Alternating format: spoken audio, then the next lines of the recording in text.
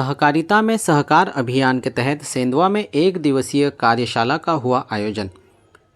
अंतर्राष्ट्रीय सहकारिता वर्ष के अवसर पर सहकारिता से सहकार अभियान के तहत सेंधवा में एक दिवसीय कार्यशाला का आयोजन किया गया।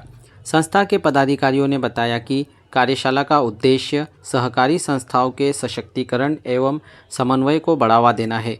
कार्यशाला के दौरान सहकारी समितियों की भूमिका, उनके संचालन, पारदर्शिता, वित्तीय प्रबंधन एवं ग्रामीण विकास में उनके योगदान पर व्यापक चर्चा की गई। साथ ही उपस्थित प्रतिनिधियों को सहकारिता से संबंधित नवीनतम योजनाओं, नीतियों एवं सरकारी सहयोग के बारे में जानकारी श्री बसंत यादव, वरिष्ठ सहायक निरीक्षक, ओमकार यादव, सीईओ जिला संघ एवं हितेश पाटीदार, शाखा प्रबंधक सेंधवा द्वारा दी गई। कार्यशाला रखी गई है, किस लिए, क्या रहेगी? कार्यशाला में जो अंतर्राष्ट्रीय सहकारी संगठन है उसके संबंध में जानकारी दी गई। साथ ही सहकारिता के क्षेत्र में जो नवाचार हो रहे हैं उस पर बातचीत की गई।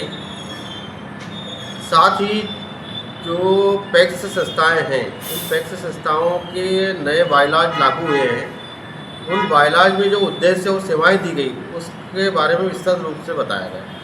अच्छा, इसमें पैक्स संस्थाओं के अलावा अन्य कोई संस्थाएं भी शामिल हुई या उसकी कोई योजना कार्यशाला की, जैसे दुग्ध उत्पादक या मत्स्य संघ या इसकी?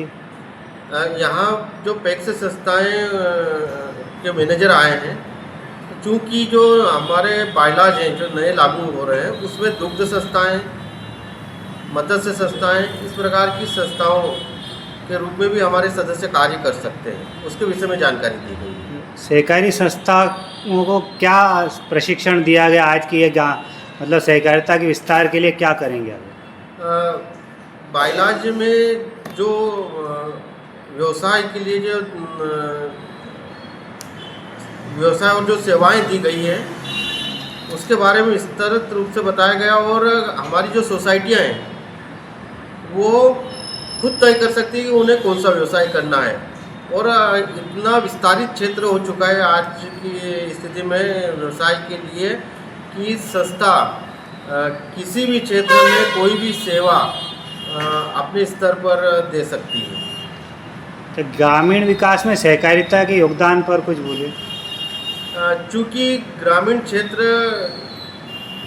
के अधिकांश जनता सहकारी संस्थाओं से जुड़ी हुई है और सहकारी संस्थाएं प्रारंभ से ही सेवा के माध्यम से उन परिवारों तक सहकारिता को लेकर के गई है।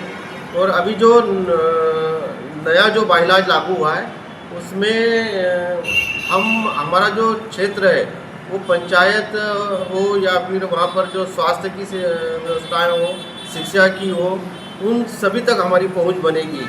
यहाँ तक कि जो नल जल योजना गांव में चलती है उसे भी हमारी सहकारी संस्थाएं हाथ में ले सकती है।